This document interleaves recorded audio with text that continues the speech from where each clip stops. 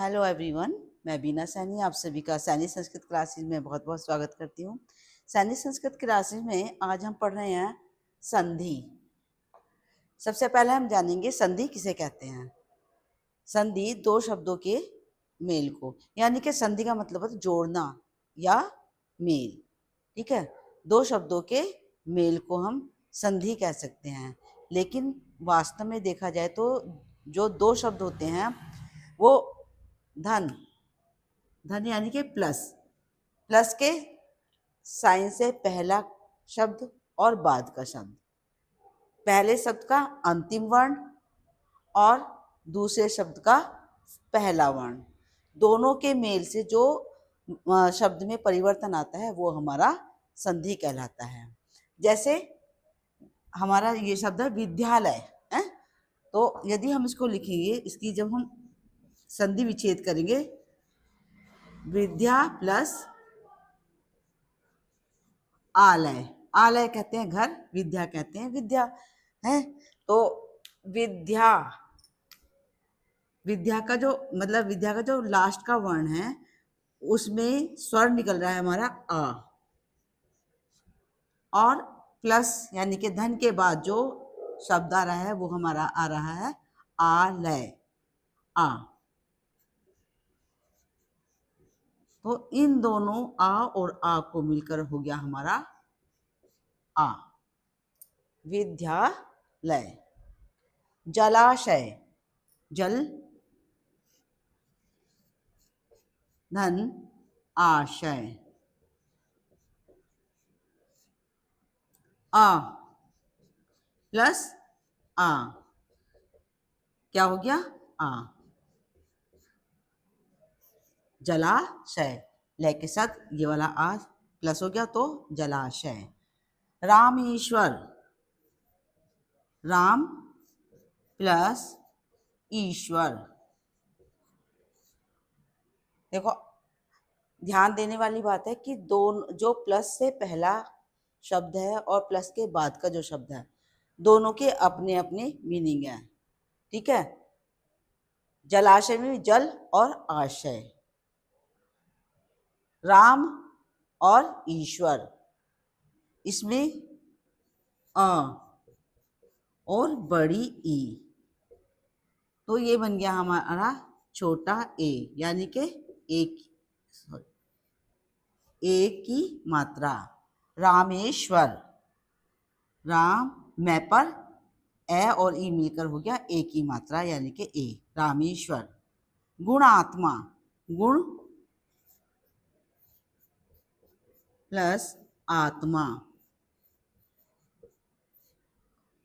अ, यहां से क्या निकला हमारा अ और आ, ए और आ मिलकर हो गया हमारा आ। में हमारा जो मात्रा लगी आ, गुणात्मा। ठीक है, तो ये तो हो गया हमारा कि संधि किसे कहते हैं और क्या उसमें वर्णों में विकार होता है। लेकिन संधि जानने से पहले हम जो हैं जानेंगे स्वर और व्यंजन, क्योंकि व्यंजन और स्वर के मेल से ही हमारी संधियां बनती हैं। स्वर तो सभी जानते हैं, ए आ ई उ ऊ री ए ऐ, हाँ, ये सब हमारे जो है स्वर हैं। व्यंजन है हमारे क ख ग घ च छ ज झ ट ठ ड ढ त थ द ध न प फ ब भ म य र ल व श श है अक्षत्र अज्ञ, और एक होता श्रमिक श्र। ठीक है, श। तो अब हमने जैसे ये क ख ग व्यंजन लिखे हैं, जो व्यंजन होते हैं वो भी स्वर के मेल से बनते हैं। अब स्वर के मेल से कैसे बनते हैं, जैसे हम जानेंगे, किधर दे क के आधा और ए, क और अ मिलकर बनता है पूरा क। ख, आधा ख और अ मिलकर बनता है पूरा ख। ग, आधा ग प्लस अ बन गया हमारा ग। ये सभी जो व्यंजन हैं हमारे जो है स्वर के मेल से बनते हैं। लेकिन कुछ व्यंजन है जैसे कि अक्षय, त्र, अज्ञ, श्र, ये जो है हमारे व्यंजन, ये हमारे जो है व्यंजनों के ही मेल से बनते हैं, व्यंजनों के ही मेल से बनते हैं। कैसे?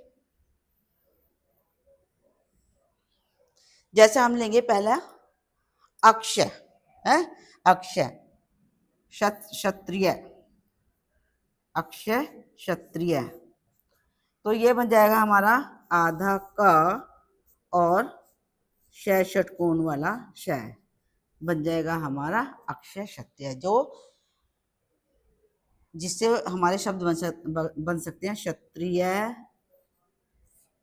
क्षमा, ठीक है। फिर आता है हमारा त्र, आधा त, त्र बनेगा हमारा आधा त और र, आधा त और र बन जाएगा हमारा त्रि। त्रि का मतलब शब्द हमारा जो पूरा एक शब्द बनेगा त्रिशूल,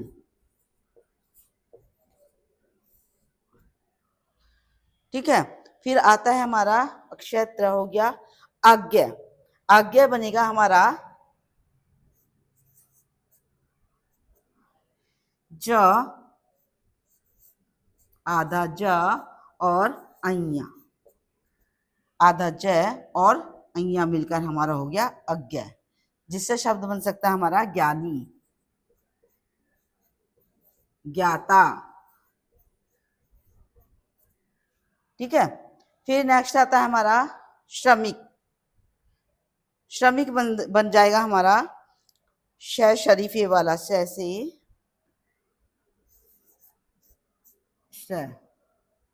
श शरीफे वाला आधा श और बन जाएगा हमारा र, ये बन जाएगा हमारा श्रमिक। क्ष बनेगा आधा क और श, त्रि बनेगा आधा त और र, अज्ञ बनेगा आधा ज और अइया, श बनेगा श शरीफे वाला श और र, तो ये मिलकर हमारा हो गया श। तो कुछ क्या बताया मैंने कि कुछ व्यंजन हमारे जो है पूरे तब होते हैं जब उनमें स्वर मिल जाते हैं, ठीक है। लेकिन कुछ व्यंजन ऐसे हैं जो हमारे जो है व्यंजनों के मेल से ही व्यंजन बनते हैं।